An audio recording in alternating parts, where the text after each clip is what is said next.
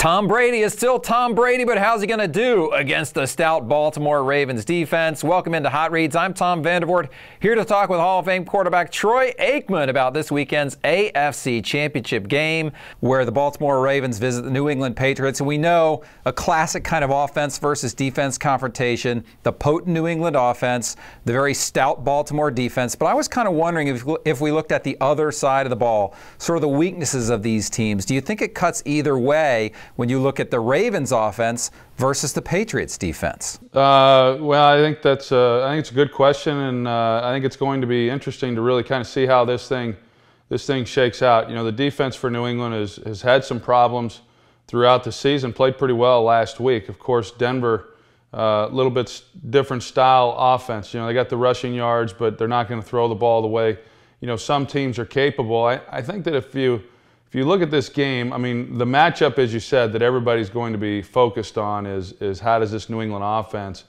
how do they stack up with this Baltimore defense? And it's going to be a lot of fun to watch, a little bit like last week's NFC game between the Saints and the 49ers. But, will the Baltimore Ravens be able to move the ball and score some points if, in fact, New England is having the success that they've had offensively? And, this is a game, I think, that Bill Belichick does such a good job of taking away what another team wants to do, and clearly Baltimore wants to be able to run the ball with Ray Rice, that, I look at it that Joe Flacco is probably going to get his opportunity this week to show that he can win a game throwing the football without much of a running game. We heard some of his comments last week. I think this might be the week that he gets a chance or will have to be able to do that for them to win.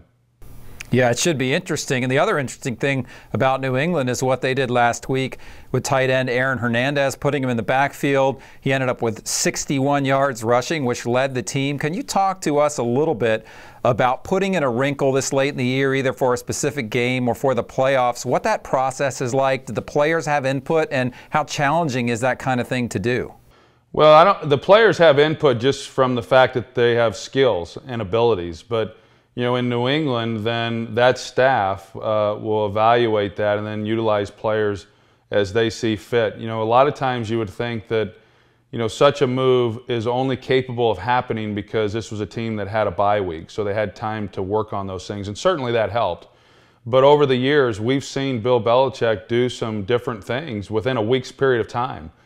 We've seen wide receivers go back and play defensive back, and so this is not unorthodox for the New England Patriots, and I think it's one of the reasons why Bill Belichick is regarded the way that he is, and why the New England Patriots have been able to really overcome a lot of different things over the years, because they are very flexible. They bring in players that obviously are talented, but most importantly, when you talk to the personnel departments and you talk to Bill Belichick as far as what they're looking for within a player, first and foremost, they want a guy who's really smart, and you can't make those kinds of moves. You can't put an Aaron Hernandez, in the backfield and have him run the ball and line up in different places unless you have smart players. And so it's a real tribute to the staff, but it's also a real tribute to those players.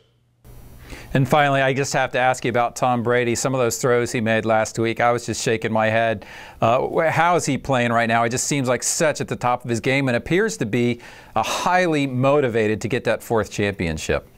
Well, he is, and I think he was motivated last week. There was a lot of attention paid to the Denver Broncos, and I'm sure if you're within the New England Patriots locker room, you're thinking that as much as we've accomplished, we're playing at home, we have the best record in the AFC, and yet more people are talking about the opposing team as opposed to ourselves. And so I think that was a pretty motivated team. It was a motivated quarterback to show that he's a great player in this league as well. If you look at the season, obviously Aaron Rodgers got a great deal of attention for the season that he had, and rightfully so. And then, of course, Drew Brees. And, then you've got Tom Brady, who passed for over 5,000 yards also. And not a lot of people were talking about him as a guy that was a part of the MVP race. But he certainly had one of those types of years. He's playing great. He's got good weapons around him.